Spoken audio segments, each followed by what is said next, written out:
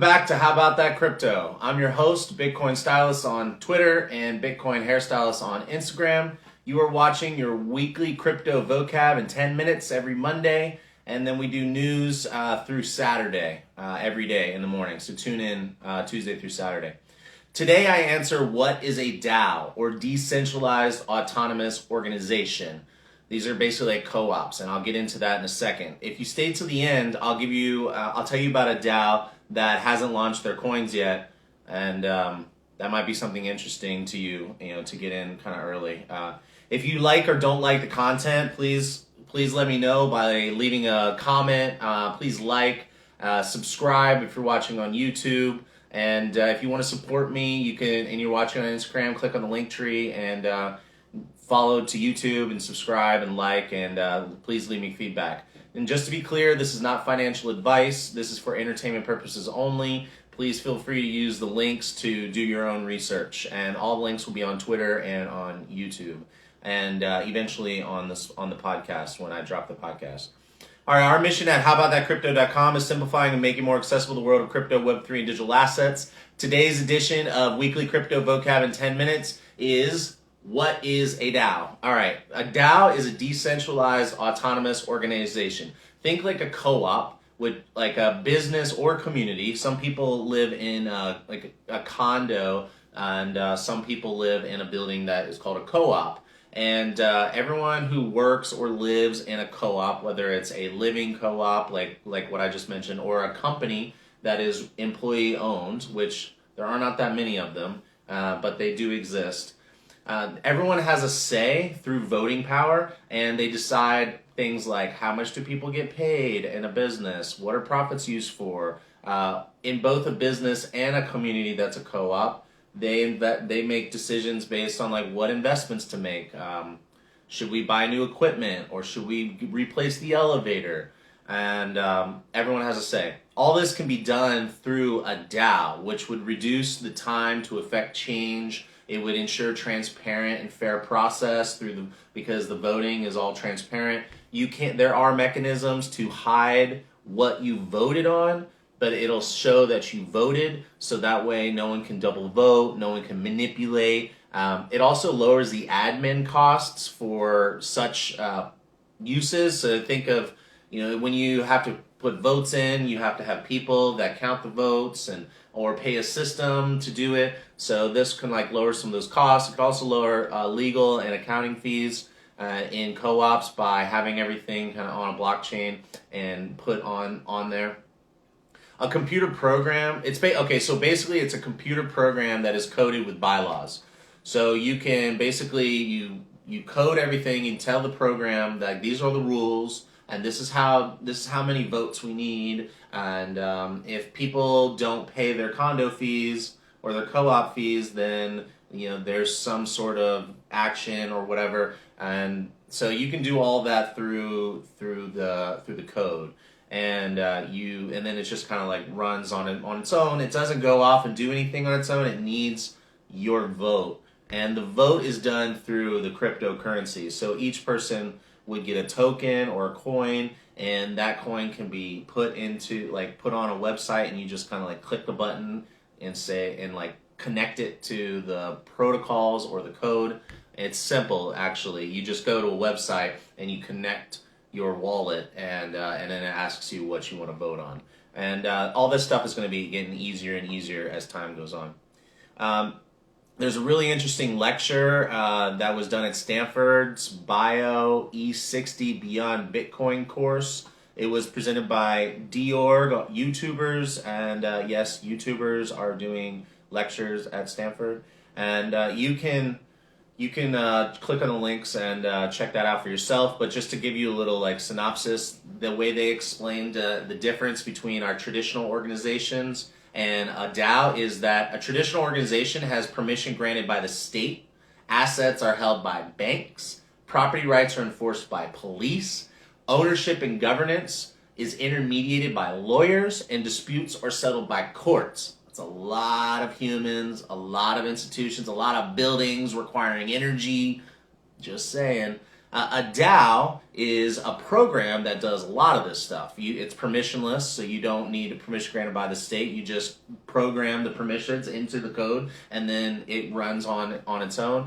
The assets are crypto, and you hold the assets. So there go, banks have uses, but you don't need them for holding everything. Property rights are tracked on the blockchain, so police can focus on other things. Ownership and governance is managed through software, so it reduces legal costs, and disputes are settled through arbitration networks. And so I thought that was interesting. And arbitration network, I might have to do a video on that and to really kind of dive into it. Okay, so some examples, grassroots movements. So say a community, so in this thing, a community can self-organize. And right now, a lot of people are feeling powerless. In my opinion, and I think that's indicated through something like the Wall Street bets and GameStop versus the hedge funds, where a bunch of normal people basically toppled a hedge fund and caused them to have to get bailed out. And eventually, one of them had to close down, and they feel like they have control, even though their underlying investment may be in question. And they just want the movement, this whole crypto movement, people feeling like they don't have power. So now with a DAO, or a decentralized autonomous organization, you can create a community and do like social movements. And I'll give you an example that I feel like most people can understand and relate to is climate change. So, we talk a lot about climate here because of the computational power needed for Bitcoin and Ethereum, but hopefully Ethereum successfully moves to proof of stake, and then that won't be an issue.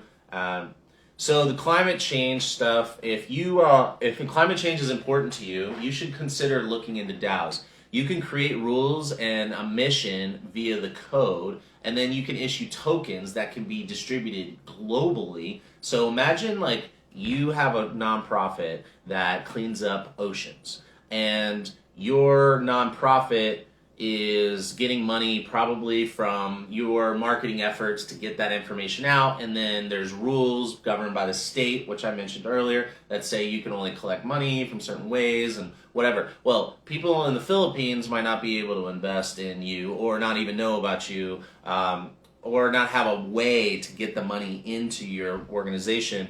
So this just opens up the whole globe. You can like create a community that's worldwide, which is a massive amount more money to affect change. And all right, so how does that work? So say we create the code, we say like, the rules are that this money can only be used for, various projects, and these projects are voted on by the community who holds the tokens, and those tokens can also be used in purchases around the world at businesses who accept those tokens. And each time they accept those tokens, the business will accept the token through a payment processor that'll automatically transfer it into their local currency, because they might not want to hold this token on their balance sheet. So they say, I'll accept it because I can get my own fiat currency. And then the transaction fees, which would be lower than Visa, will be going to a treasury. So you have money kind of going all into one place from all over the world, and those funds can be used for cleanup projects or lobbying for laws or anything that the community deems appropriate. Also, DAO can also be used for voting, transparency while masking your choice, and no more counting by hand. That's just basically blockchain. Maybe it's used as an example when I did my research for DAO, but I don't know about that. I don't know that you need a DAO as much as you need a blockchain system for that. And but anyway, moving on. User-owned businesses and organizations. Imagine if Amazon, DoorDash, Uber, Facebook, or OnlyFans was controlled by the community. Hey, what's up, Moon Blues?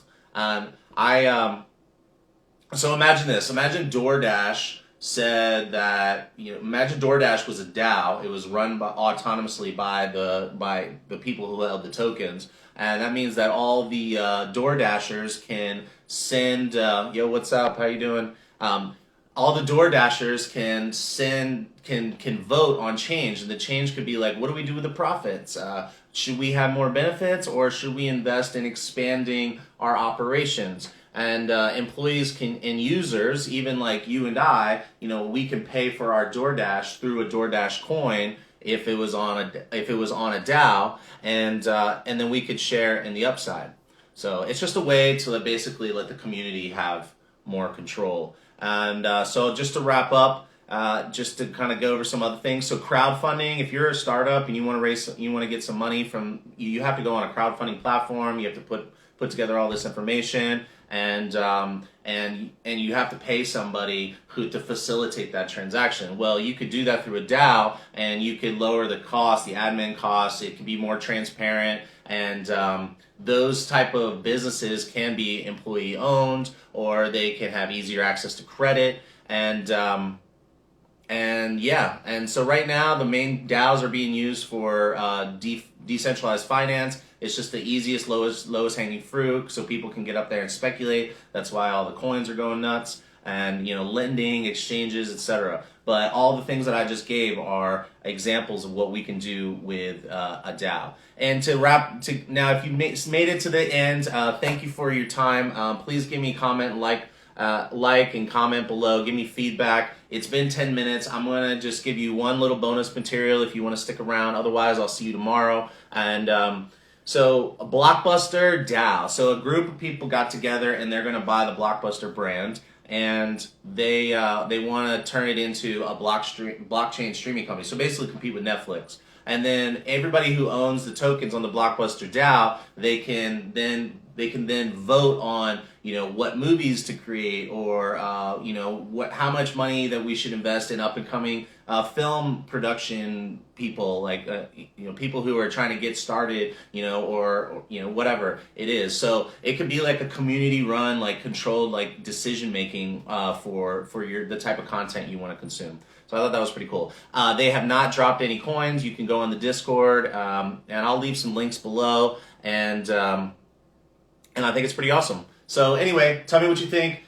Give me some likes, and please click on the link tree and let me know.